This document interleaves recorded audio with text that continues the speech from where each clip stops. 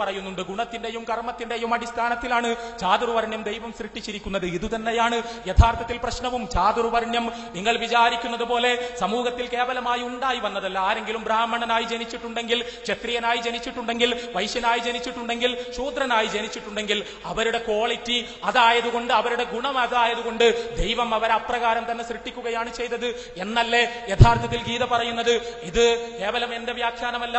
എങ്ങനെയാണ് ഗീതക്ക് മഹാപണ്ഡിതന്മാർ വ്യാഖ്യാനം എഴുതിയിട്ടുള്ളത്? ഇവിടെ പറഞ്ഞല്ലോ, ചണ്ടാളനെ കണ്ടപ്പോ മാറി നിൽക്കാൻ പറഞ്ഞ ശങ്കരാചാര്യരെ കുറിച്ച്. ഒടുവിൽ ആ ചണ്ടാളൻ അദ്ദേഹത്തെ ചോദ്യം ചെയ്തതിനെ കുറിച്ച് ആ ശങ്കരാചാര്യർ ഗീതക്ക് എഴുതിയിട്ടുണ്ടല്ലോ പ്രശസ്തമായ വ്യാഖ്യാനം. ഈ ഗീതയുടെ ചാതുർവർണ്ണ്യത്തെ കുറിച്ചുള്ള ഗീതയുടെ പരാമർശങ്ങളെ വിശദീകരിച്ചുകൊണ്ട് ശങ്കരാചാര്യർ അദ്ദേഹത്തിന്റെ ഗീതാഭാഷ്യത്തിൽ എഴുതിയിട്ടുള്ളത് എന്താണ്? തീർച്ചയായും നമ്മളത് പരിശോധിക്കണം. ശങ്കരാചാര്യർ പറയുന്നത്, ഗീത പറയുന്നത്, ഗുണവും കർമ്മവും എല്ലാം നോക്കി ഓരോരുത്തരെയും വ്യത്യസ്ത ജാതികളായി സൃഷ്ടിച്ചത് ദൈവമാണ്. അതുകൊണ്ട് ഓരോ ജാതിയിലും പെട്ടയാളുകൾ അവരുടെ കർമ്മമാണ് അനുഷ്ഠിക്കേണ്ടത്. കർമ്മമെന്ന് പറഞ്ഞാൽ ഗീതയുടെ ഭാഷയിൽ ഒരു ജാതിയിൽപ്പെട്ട ആളുകൾ അവർ നിർവഹിക്കേണ്ട സ്വധർമ്മമാണ്. ഓരോ ജാതിക്കും ഓരോ കർമ്മമുണ്ട്. അവിടെ ബ്രാഹ്മണന്റെ കർമ്മം, ക്ഷത്രിയന്റെ കർമ്മം, വൈശ്യന്റെ കർമ്മം, ശൂദ്രന്റെ കർമ്മം അത് കൃത്യമായി നിർവചിക്കപ്പെട്ടതാണ്. അതവരുടെ ഗുണത്തിനനുസരിച്ച് ദൈവം നിശ്ചയിച്ചതാണ്. ആ കർമ്മം മാത്രമേ അവർ ചെയ്തുകൂടൂ. അപ്പുറത്തുള്ള ജാതിയുടെ കർമ്മം ഏറ്റെടുക്കാൻ ഇപ്പുറത്തുള്ള ജാതിയിൽ ശ്രമിക്കരുത്. ചുരുക്കി പറഞ്ഞാൽ ജാതിയെ ജാതിയായി നിലനിർത്തണം. ജാതിയുടെ തൊഴിലുകൾ വെച്ച് മാറരുത്.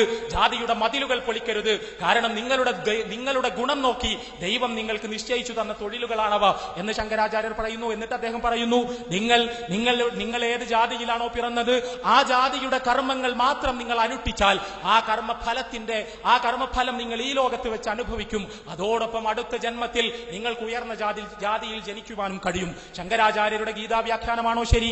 അതല്ല ഗീതയെ ജാതിയിൽ നിന്ന് മുക്തമാക്കാൻ വേണ്ടി ആധുനിക കാലത്ത് രൂപപ്പെട്ട വ്യാഖ്യാനങ്ങളാണോ ശരി എന്ന് മാത്രമാണ് നമ്മൾ പരിശോധിക്കേണ്ടത്. ഇവിടെ നമുക്ക് ഈ ഋഗ്വേദ സൂക്തം സിംബോളിക്കാണ് എന്ന് നമുക്ക് പറയാം. സിംബോളിക്കാകാം, സിംബോളിക് അല്ലാതിരിക്കാം. പക്ഷേ സിംബോളിക്കാണ് എന്ന് വ്യാഖ്യാനിക്കപ്പെടുന്ന, ഈ പ്രതീകാത്മകമാണ് എന്ന് പറയപ്പെടുന്ന ഋഗ്വേദത്തിലെ പുരുഷ സൂക്തം ഉപയോഗിച്ചുകൊണ്ട് ഭാരതത്തിൽ സഹസ്രാബ്ദങ്ങളായി കണ്ണീര് കുടിച്ച കോടിക്കണക്കിന് മനുഷ്യരുടെ മുഖത്ത് നോക്കി ഇത് കേവലം പ്രതീകാത്മകമാണ് എന്നും ഇതൊന്നും യഥാർത്ഥത്തിൽ ഉള്ളതല്ല എന്നും അതിനെ നാം ഗൗനിക്കേണ്ടതില്ല എന്നും ഇത് കേവലം ഫിലോസഫിയാണ് എന്നുമെല്ലാം പറഞ്ഞു പോകാൻ നമുക്ക് കഴിയുമായിരിക്കും. പക്ഷേ ഇരവൽക്കരിക്കപ്പെട്ടവർക്ക്, ഇതിന്റെ യാതനകൾ അനുഭവിച്ചവർക്ക്, ഞങ്ങൾ ദൈവത്താൽ നീചരായി സൃഷ്ടിക്കപ്പെട്ടവരാണ് എന്ന് വിശ്വസിച്ചവർക്ക് അതൊരിക്കലും പറയാൻ കഴിയില്ല എന്ന് മാത്രമാണ് സൂചിപ്പിക്കുവാനുള്ളത്. ഇതോടൊപ്പം ഗാന്ധിയെ, വിവേകാനന്ദനെ എല്ലാം കുറിച്ച് പറഞ്ഞു. ഗാന്ധിയെ വിമർശിക്കുവാനോ ഗാന്ധിയെ ഏതെങ്കിലും അർത്ഥത്തിൽ ഇകഴ്ത്തുവാനോ അല്ല ഇത് പറഞ്ഞത്. ഗാന്ധി ഇന്ത്യയിൽ യഥാർത്ഥത്തിൽ ഇന്ത്യയെ മതേതരമാക്കി നിലനിർത്തിയതിന്റെ ഏറ്റവും വലിയ ക്രെഡിറ്റ് ഗാന്ധിക്കാണ്. കാരണം നെഹ്റുവിനെ പോലുള്ള ഒരു ഭൗതികവാദി സെക്യുലറിസം പറയുമ്പോൾ അത് സ്വാഭാവികമായും ഇന്ത്യയിലെ ബഹുജനങ്ങളെ സ്വാധീനിക്കുമായിരുന്നില്ല.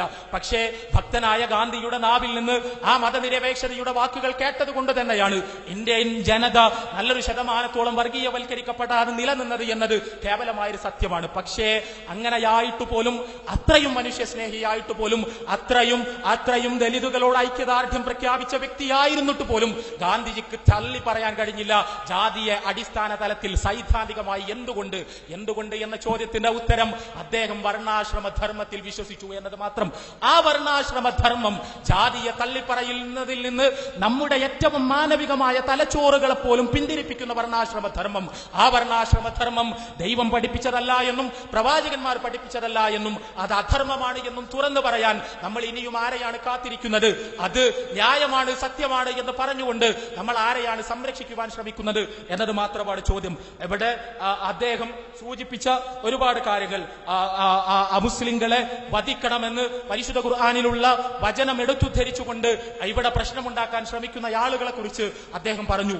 ഏത് സന്ദർഭത്തിലാണ് പരിശുദ്ധ ഖുർആൻ അത് പറഞ്ഞത് എന്ന്? അമുസ്ലിങ്ങളെ വധിക്കുവാനല്ല, മറിച്ച് യുദ്ധക്കളത്തിൽ കാണുന്ന ശത്രുവിനെ വധിക്കുവാനാണ് ഖുർആൻ പറഞ്ഞത് എന്ന് അദ്ദേഹം തന്നെ പറഞ്ഞു. ശരിയാണത്. ഏത് മതഗ്രന്ഥങ്ങൾക്കും അവയുടേതായ കോണ്ടെക്സ്റ്റ് ഉണ്ട്. ആ കോണ്ടെക്സ്റ്റുകളിൽ തന്നെയാണ് അതിനെ വായിക്കേണ്ടത്. പക്ഷേ ഈ വർണ്ണാശ്രമധർമ്മവുമായി ബന്ധപ്പെട്ട സൂക്തങ്ങളുടെ കോണ്ടെക്സ്റ്റ് എന്താണ്? അവയുടെ പശ്ചാത്തലം എന്താണ്? അവയുടെ സന്ദർഭം എന്താണ്? എപ്പോഴാണ് അത് ധർമ്മമാകുന്നത്? എപ്പോഴാണ് അത് മാനവികതമാകുന്നത്? മനുഷ്യർ 4 തരക്കാരാണ് എന്ന് പറയുന്നത് ശരിയാകുന്ന സന്ദർഭം ഏതാണ്? സമയം ഏതാണ്? അവരുടെ ഉൽപ്പത്തി, അവരുടെ ജന്മത്തിന്റെ അടിസ്ഥാനത്തിൽ അവരുടെ ഔന്നത്യവും അധമത്വവും നിർവചിക്കപ്പെടുന്നത്, ന്യായീകരിക്കപ്പെടുന്ന ഏത് കോണ്ടെക്സ്റ്റ് ആണ്? ആ കോണ്ടെക്സ്റ്റ് ഇന്ന കോണ്ടെക്സ്റ്റിലാണ് ഈ വചനങ്ങൾ എഴുതപ്പെട്ടത് എന്ന് പറയാനാണ് സന്നദ്ധമാകേണ്ടത് എന്ന് വിനയത്തോടുകൂടി ഉണർത്താൻ ആഗ്രഹിക്കുകയാണ്. അതോടൊപ്പം അദ്ദേഹം പറഞ്ഞ കാര്യങ്ങൾ. അതിൽ തീവ്രവാദത്തെയും ബഹുഭാരിത്വത്തെയും പർദ്ദയെയും ഒന്നും ചർച്ച ചെയ്യരുത് എന്ന നിലപാട് MSMനോ ഇസ്ലാമിക പ്രബോധകർക്കോ ഇല്ല എന്ന് വളരെ വിനയത്തോടുകൂടി സൂചിപ്പിക്കുവാൻ ആഗ്രഹിക്കുകയാണ്. തീവ്രവാദം ലോകത്ത് നിലനിൽക്കുന്നുണ്ടെങ്കിൽ, ഭീകരവാദം ലോകത്ത് നിലനിൽക്കുന്നുണ്ടെങ്കിൽ ആ തീവ്രവാദത്തെ നമ്മൾ തുറന്ന് ചർച്ച ചെയ്യണം. ഭീകരവാദത്തിന്റെയോ തീവ്രവാദത്തിന്റെയോ ആശയപരമായ പ്രഭവ കേന്ദ്രം പരിശുദ്ധ ഖുർആനോ പ്രവാചകന്റെ ചര്യയോ അല്ല എന്ന് സ്ഥാപിച്ചുകൊണ്ട് ആരുടെ മുന്നിലും സംവാദം നടത്തുവാൻ മുസ്ലിങ്ങൾ സന്നദ്ധമാണ്. പർദ്ദ, ഹിജാബ് മുസ്ലിം പെണ്ണിനെ അടിച്ചമർത്തുന്നില്ല എന്നും ബഹുഭാരിത്വം മാനവികതാ വിരുദ്ധമല്ല എന്നും സ്ഥാപിച്ചുകൊണ്ട് ആരുമായും ബൗദ്ധികമായ സംവാദങ്ങളിൽ ഏർപ്പെടാൻ മുസ്ലിങ്ങൾ സന്നദ്ധമാണ്. വിഷയങ്ങളെ മൂടിവെക്കണമെന്നോ വിഷയങ്ങളെ തമസ്കരിക്കണമെന്നോ അങ്ങനെ ഒന്നിനെക്കുറിച്ചും മിണ്ടിക്കൂടാത്ത ഒരുതരം സാംസ്കാരിക അടിയന്തരാവസ്ഥ ഇവിടെ സൃഷ്ടിക്കണമെന്നോ ഞങ്ങളുടേതിനെ കുറിച്ച് നിങ്ങളും നിങ്ങളുടേതിനെ കുറിച്ച് ഞങ്ങളും യാതൊന്നും പറയേണ്ടതില്ല, നമുക്ക് മൗനത്തിന്റെ വലിയ നെടുവീർപ്പുകൾക്കുള്ളിൽ കൈകോർത്ത് പിടിച്ച് സൗഹൃദത്തോടുകൂടി ജീവിക്കാമെന്ന് തീരുമാനിക്കണമെന്നോ ഉള്ള ഒരു നിലപാട് യഥാർത്ഥത്തിൽ ഇസ്ലാമിക പ്രസ്ഥാനങ്ങൾക്കോ മുസ്ലിം സംഘടനകൾക്കോ ഒന്നും ഉണ്ടായിക്കൂടാത്തതാണ്.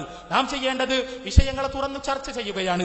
ജാതിയെ നമ്മൾ ചർച്ച ചെയ്യുക, വർണ്ണാശ്രമത്തെ ചർച്ച ചെയ്യുക, തീവ്രവാദത്തെ ചർച്ച ചെയ്യുക, പർദ്ദയെ ചർച്ച ചെയ്യുക, ബഹുഭാരിത്വത്തെ ചർച്ച ചെയ്യുക, എല്ലാത്തിനെയും തുറന്ന സംവാദങ്ങൾക്ക് വിധേയമാക്കുക. ആ സംവാദങ്ങൾ വഴി നാം വൈകാരികമായി പക്വത പ്രാപിക്കുക.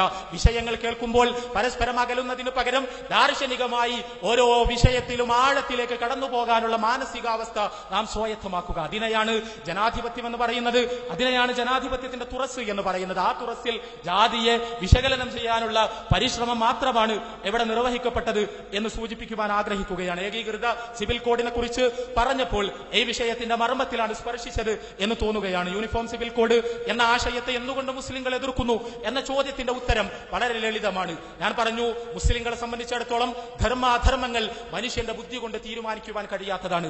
ധർമാധർമ്മങ്ങളെ കുറിച്ച് ഇവിടെ ഒരു അഭിപ്രായ സർവേ നടത്തിയാൽ 100 അഭിപ്രായങ്ങളായിരിക്കും കിട്ടുക. യൂണിഫോം സിവിൽ കോഡ് എന്ന് പറയുമ്പോൾ വ്യക്തി നിയമത്തിൽ, കുടുംബ നിയമത്തിൽ, മറ്റു വ്യവഹാരങ്ങളിൽ ഒരു മനുഷ്യൻ പിന്തുടരേണ്ട നിയമങ്ങൾ എന്തൊക്കെയാണ് എന്നാണ് തീരുമാനിക്കപ്പെടുന്നത്. അത് ആരുടെ അഭിപ്രായമാണ് നമ്മൾ സ്വീകരിക്കാൻ പോകുന്നത്? ഇന്ത്യയിലെ ഏത് മനുഷ്യന്റെ അഭിപ്രായത്തിനാണ് നാം അന്തിമമായി ശരി കൽപ്പിക്കുവാൻ പോകുന്നത്? ഇന്ത്യയിൽ ഒരു അഭിപ്രായ സർവേ നടത്തിയാൽ പലർക്കും പല ഉത്തരങ്ങളായിരിക്കും. മുസ്ലിങ്ങളെ സംബന്ധിച്ചിടത്തോളം അതിലേതെങ്കിലും ഒരു മനുഷ്യന്റെ ഉത്തരം മറ്റു മനുഷ്യരുടെ മേൽ അടിച്ചേൽപ്പിക്കപ്പെടുന്നത് ജനാധിപത്യ വിരുദ്ധമാണ് എന്ന് മുസ്ലിങ്ങൾ വിശ്വസിക്കുന്നു. മുസ്ലിങ്ങൾ നിയമങ്ങൾ ദൈവത്തിൽ നിന്ന് ലഭിക്കണമെന്ന് കരുതുന്നു. ദൈവത്തിൽ നിന്ന് ലഭിച്ച നിയമങ്ങളെ പിന്തുടരാൻ ആഗ്രഹിക്കുന്നു. ആ ദൈവത്തിൽ നിന്ന് ലഭിച്ച നിയമങ്ങളായതുകൊണ്ട് ആ നിയമങ്ങൾ അനുസരിച്ച് ജീവിക്കുവാനുള്ള സ്വാതന്ത്ര്യത്തെ ഹനിച്ചുകൊണ്ട് ഇവിടെ യൂണിഫോം സിവിൽ കോഡ് അടിച്ചേൽപ്പിക്കപ്പെട്ടുകൂടാ എന്ന് മുസ്ലിങ്ങൾ പറയുന്നു. ഇതുതന്നെയാണ് പ്രശ്നം. വർണ്ണാശ്രമം ദൈവത്തിൽ നിന്നുള്ളതാണോ? വർണ്ണാശ്രമ ധർമ്മം ദൈവദത്തമാണോ?